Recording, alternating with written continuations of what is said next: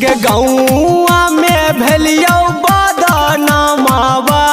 गे छौरी तोरे करनावा गे घर पर पहुँचल पुलिस थानावा गे जानू तोरे करनावा गे छौरी तोरे करनावा आफत में आ गेलौ हमर जनावा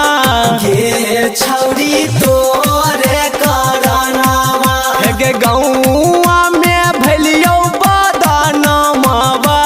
गे डार्लिंग तोरे करनावा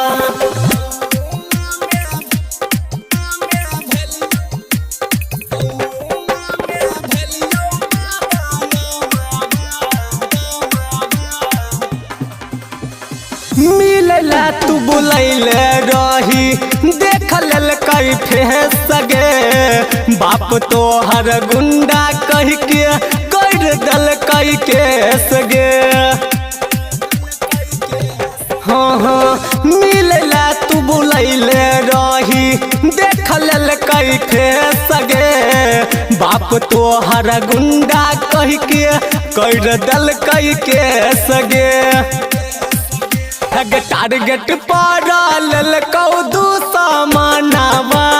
गे छौरी तोरे करनावा गे गौआ में भेलियो बदनामावा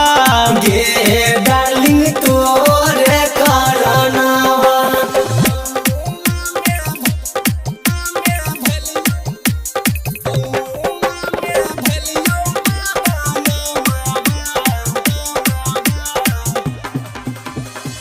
जान से मारै के हमरा दै छौ खाली धमकी गे कोना रहतौ राहुल तोहर करबौ अब हम की गे हे गई जान से मारै के खाली दै हो हमरा धमकी गे कोना रहतौ राहुल तोहर करबौ अब हम की गे हेग बूझन दुखबा राना जित दूर गे साबा गे छौरी तोरे करनावा हेग गौआ में भेलियो बदनामावा गे डार्लिंग तोरे करनावा recording by Aamir film recording studio Delhi.